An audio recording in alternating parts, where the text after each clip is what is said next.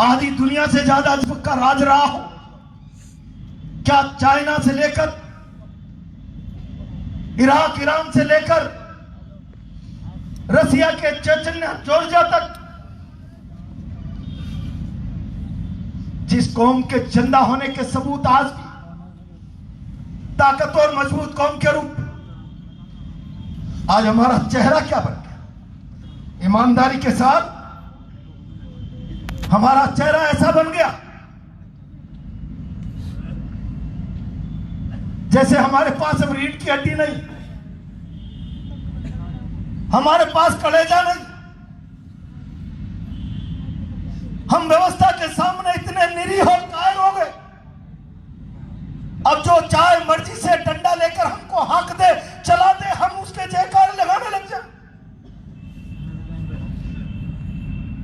यह हालत अगर हमारी हुई है, हमने राम से रिश्ता तोड़ दिया।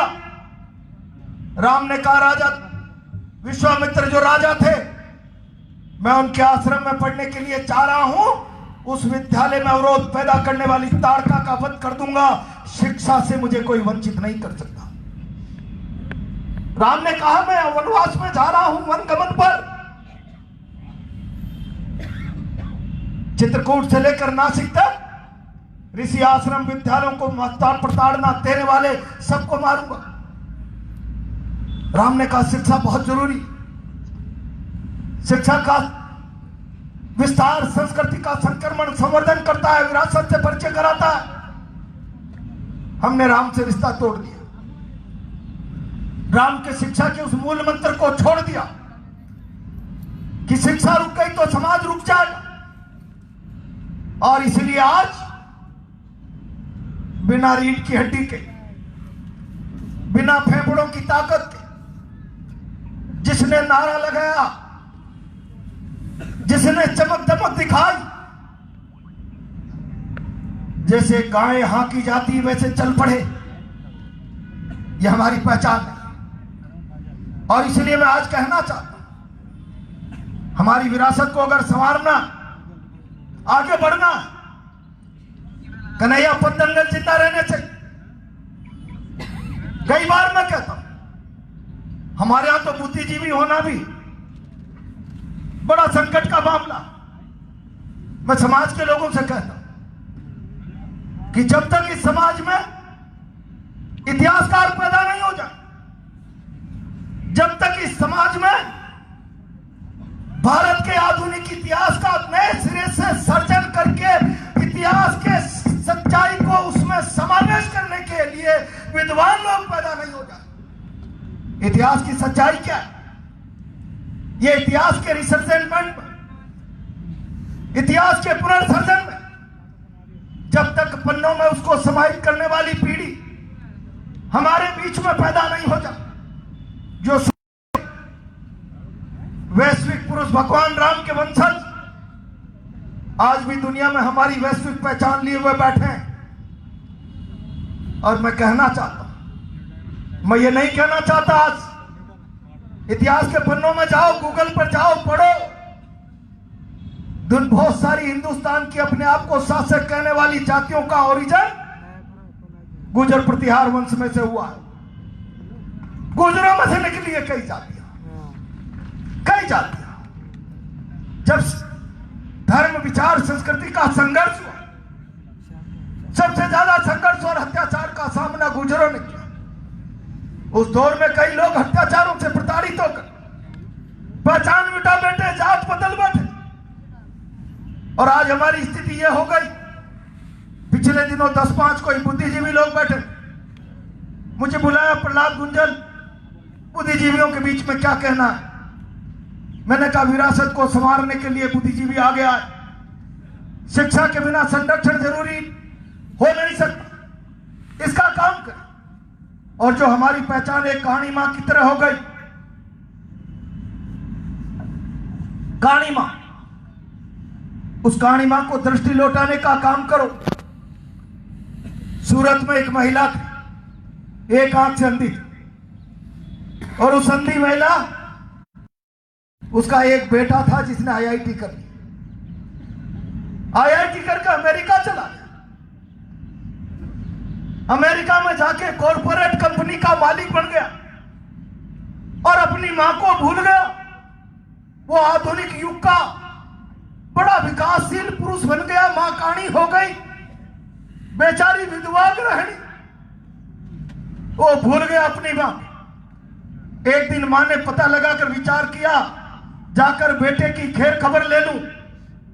और जब बेटे की खैर खबर लेने के लिए अमेरिका पहुंच गए, वीजा बनाया, कुछ बडाना जी से मदद ली, कुछ डॉक्टर साहब से मदद ली और वीजा बनाकर पहुंची। बेटे की कॉरपोरेट कंपनी का बहुत बड़ा विस्तार हो गया था, बड़े लंबे चौड़े दफ्तर में अंदर विराजमान थे। बाहर कर्मचारी ने जाकर कहा, कोई इंडियन लेडी आई है, एक आंख से अंधी है, मटमेले से कपड़े पहने हुए है, बिना पढ़ी लिखी सी लग रही है, जैसे गुजर नहीं। बेटा समझ गया, ओहो यस इंडियन लेडी, बुलाइए, मेरे मुल्क से आई है, मेरी मां नहीं आई, मेरे मुल्क से आई।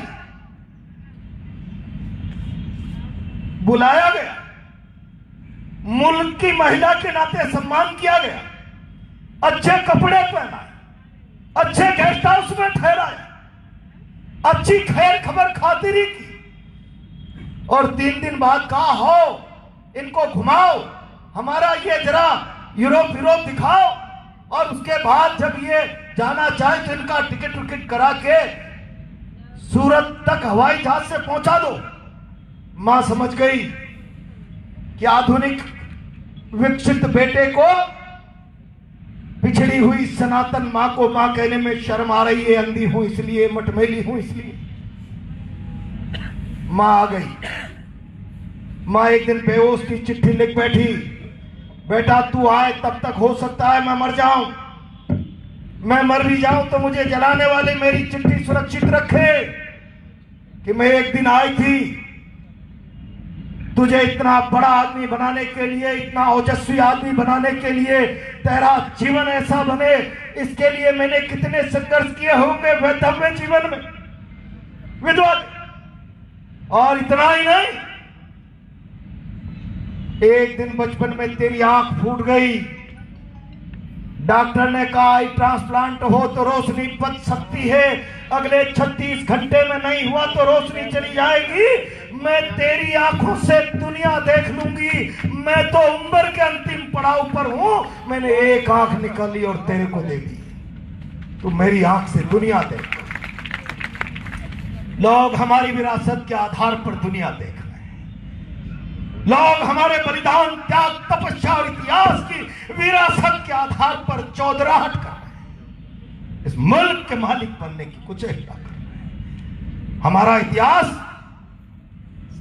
इस भारत का इतिहास, हमारा इतिहास इस भारत के आत्मसम्मान का इतिहास है। न जाने कितने असंख्य राजा, मिहिर फौज से लेकर, अब मुझे कभी कभी इतिहास पढ़ता हूं, मैं कोई विवादित बयान आज प्रेस के लिए नहीं देना चाहता। अगर आज हिंदुस्तान में पहचान तो गुर्जर के पास आधुनिक युग की इस कली काल की ईस्वी संवत के बाद की एक पहचान बची है, बगड़ावत और भगवान देवनारायण का अवतार, यही बची है, यही बची है। इतना तो सब जानते हो, क्या यह भी मुझे बताना पड़ेगा? और आज आधुनिक भारत में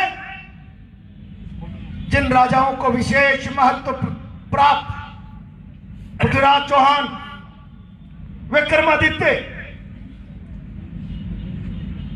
मैं आज आपसे कहना चाहता हूं, बगड़ावतों के पिता भागरावत के दादा मांडू और मांडू के सगे भाई बीसल देव प्रथम और बीसल देव प्रथम की अंतिम हिंदू शासक की पीढ़ी के रूप में पृथ्वीराज चौहान कौन से कुल के व्यक्ति हुए? मैं पूछना चाहता हूं, कौन से कुल के व्यक्ति हुए? बगड़ावतों की वंश परंपरा का राजा पृथ्वीराज चौहान। इतिहास ने उसके चेहरे पर सफेदी पोत दी, विरासत के चिन्ह हटा दिए। पृथ्वीराज चौहान के नाना दिल्ली के शासक अनंगदेव तोमर और अनंगदेव तोमर के भाई के बेटे उज्जैन के शासक विक्रमादित्य तोमर कहां ले जाना चाहते हो? जीते जागते इतिहास को निगलना चाहते हो? आधुनिक भारत में तुम्हारे इतिहास के साथ हजारों घटनाओं का जिक्र कर सकता हूं, लेकिन मैं आज तुम्हें इतिहास पढ़ाने नहीं आया। मैं कहने आया हूं जागो।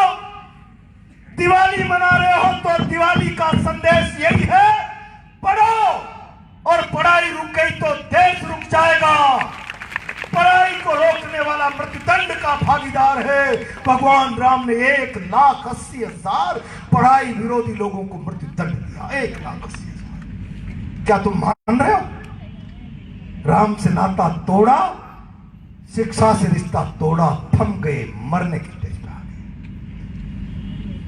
है आज भी तुम्हारे पराक्रम, बुद्धि क्षीण हो गई, लेकिन है पराक्रम। भगवान राम ने कहा सामाजिक समरसता लाए, सबरी के बेर खाओ। दुनिया के राजाओं, महाराजाओं, देवताओं, रावण ने जिन्हें तुम्हें बंदी बना दिया, मुर्गा बना दिया, तुम्हारे पास तो ऐश्वर्य वैभव की जिंदगी में अब पराक्रम नहीं बचा। देखो राजाओं, जिसको तुम पशुता का जीवन जीने के लिए अभीर, मल्ला, कीर, कहार, इनको जो तुम पशुता का जीवन जीने के लिए प्रताड़ित कर रहे हो, मैं इनको ले जाकर रावण को मारूंगा। संसार में नहीं, दलित, पथित, कमजोर, दबे कुचले, डिप्रेस्ड क्लास, जिन्हें सत्ता ने तब समय के राजा और राज पोषित ऋषियों ने जिनको कुचला, उनके आत्मसम्मान को राम ने इतना आगे बढ़ाया। ऐसा उदाहरण संसार में आज भी किसी मुल्क में नहीं मिल सकता। कैसा जीवन जियो? एक दिन मैं 1990 में कॉलेज का प्रेसिडेंट था। कई सारे गुजर मिल गए, हंस हंस कर मुझसे बात कर रहे थे, प्रहलाद गुंजल कल मोन्टाकिज में क्या हुआ? मैंने कहा मुझे पता नहीं। बोला 3rd क्लास में कुछ गुजर पिक्चर देख रहे थे लाठियां वाठियां लेके, और एक सीन ऐसा आया जब एक महिला भाग रही है, कुछ गुंडे पीछे पड़ रहे। वो भूल गए कि ये पिक्चर है, और पीछे भीड़ की तरफ झांके और बोले सालों मर जाओ रे, हजारों में 3 गुंडे एक महिला के पीछे दौड़ रहे हैं और लाठी लेकर पर्दे पे दौड़ रहे हैं। उसकी बुद्धि क्षीण हो सकती है, उसका पराक्रम क्षीण नहीं हुआ। मुझे इतिहास और रामायण की वो घटना याद हो गई कि भारतीय परंपरा में कोई नारी को लज्जित और अपमानित नहीं कर सकता है। रावण, तू होगा दुनिया का सबसे बड़ा ताकतवर। राम की अनुपस्थिति में उसकी नारी को लेकर आया, जैसे 3 गुंडे लड़की के पीछे भागे। तो मैं भारतीय राम की सनातन संस्कृति का उपासक जटायु मर जाऊंगा, लेकिन महिला के साथ जुल्म बर्दाश्त नहीं करूंगा। ये जो जीवन मूल्य है वो आज भी हमारे खून में जिंदा है, हमारी रगों में जिंदा है। अगर कोई मरा है तो हमारा विवेक मरा है, और समझ के अभाव में हम जानवरों की तरह हाके जाने लगे हैं कुछ राजनीतिक लोगों द्वारा। और इसलिए वैसा लगता है कि दुनिया की सबसे सबल ताकतवर कौम अब मेरुदंड विहीन हो गई है, रीढ़ की हड्डी खत्म हो गई है जटायु की परंपरा के लोगों, है राम की परंपरा के लोगों। बस एक और काम कर लो, राम के संकल्प से नाता जोड़ लो। शिक्षा छोड़ी तो देश छूट जाएगा, शिक्षा रुकी तो समाज रुक जाएगा, थम जाएगा। बस दिवाली मन जाएगी, हमारी दिवाली मन जाएगी। दंगल, वो विचार, वो संस्कार जीवन में आ जाएंगे। मैं समझता हूं इतना ही मुझे कहना है। कोई अखबार वाला ये नहीं लिख ले कि प्रहलाद गुंजल ने दूसरों के दावों को झुठला दिया और राम का वंशज होने का दावा कर दिया। मैं ये कह रहा हूं, जाओ सुप्रीम कोर्ट में एएसआई की रिपोर्ट, भैया मेरे पिता की मूर्ति तो मैं ही लगाऊंगा। अयोध्या का मंदिर किसने बनाया? ओरछा में राजा रामचंद्र का मंदिर किसने बनाया? सोमनाथ का मंदिर किसने बनाया? मैं बहुत लंबे इतिहास में जाऊंगा, उसकी प्रामाणिकता पर आधुनिक भारत के इतिहासकारों ने पर्दा भले ही डाल दिया हो, लेकिन उसकी प्रामाणिकता खत्म नहीं हो सकती। राम वैश्विक पुरुष थे, उनका वैश्विक जीवन था, तो वैश्विक पुरुष की कम्युनिटी तो वैश्विक ही होगी भाई। जाओ पाकिस्तान में, धर्म बदला है, जाति नहीं बदली। जाओ बौद्धिस्तान में, धर्म बदला है, जाति नहीं बदली। जाओ सिक्किस्तान में, माता गुजरी का गुरुद्वारा, और हमारे बाबा पंजाब वाले उधम सिंह के मामा, उधम सिंह का इतिहास, जिसने दुनिया के दूसरे देश में जाकर अपने पिता की हत्या का बदला लिया। धर्म बदला, जाति नहीं बदली। कितने इतिहास गिनाऊंगा। और कराची की उस कॉन्फ्रेंस में तो यह कहा गया, धर्म बदला, जाति नहीं बदली, लेकिन हमारा प्रभुत्व इतना था। आज जिस पाकिस्तान का नाम खराब कर रहे हैं, पाकिस्तान, ये नाम हजरत अली साहब गुजर ने रखा था, पाकिस्तान का नाम। ये वैश्विक कौम तो राम के वंश परंपरा के उत्तराधिकारियों की ही हो सकती है। और इसलिए उठो, जागो, राम से नाता जोड़ो, मतलब शिक्षा से नाता जोड़ो। समझ लो हमारी दिवाली मन गई। इतना ही आज के मौके पर मुझे आप सबसे निवेदन करना है, थोड़ा समझो क्या अच्छा है, क्या बुरा है, क्या हमको करना है, क्या खड़ा होना है। आत्मसम्मान से जीना हर किसी के बस की बात नहीं।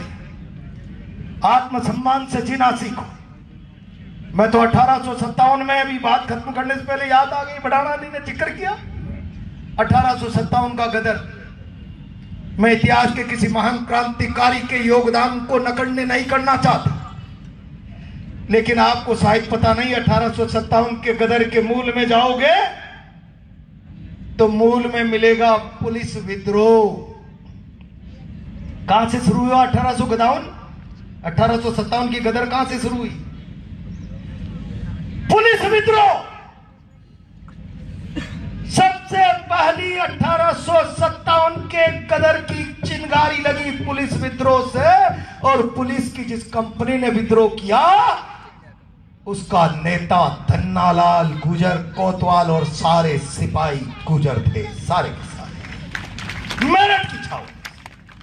मैं छोटी छोटी बातों को गिनाकर हमारे वैश्विक योगदान को और छोटा नहीं करना चाहता। कुछ पात्रों को गिनाए जाना हमारी मजबूरी हो सकती है। देखो देखो, हम इतने विरासतकालीन उस सभ्यता और संस्कृति के वाहक हैं, हम उस इतिहास के इतने बड़े योद्धा रहे हैं, हमारे में अभी तक वो पद चिन्ह जिंदा है। ये हमारी चिंता और सबूत देने की जीवन शैली नहीं बननी चाहिए। हमारी जीवन शैली बननी चाहिए, हमारी बंद हुई आंख की दृष्टि कैसे तेज करें। अगर हमारी आंख की दृष्टि पाकर दुनिया को देखने वाले लोग हमारे मां के मौलिक स्वरूप से इस भारत की वैश्विक कौम के इस मुल्क के प्रति योगदान और इतिहास के साथ अगर कोई सौदालापन करने लगा है, तो आंखों में ऊर्जा लाओ, ऊर्जा। और वो ऊर्जा आएगी पढ़ाई से, और इसीलिए हमें नाता जोड़ना पड़ेगा राम से। दिवाली की आप सबको बहुत बहुत बधाई, बहुत बहुत शुभकामनाएं। जरा पतंगल चालू रखें, बैठे रहे।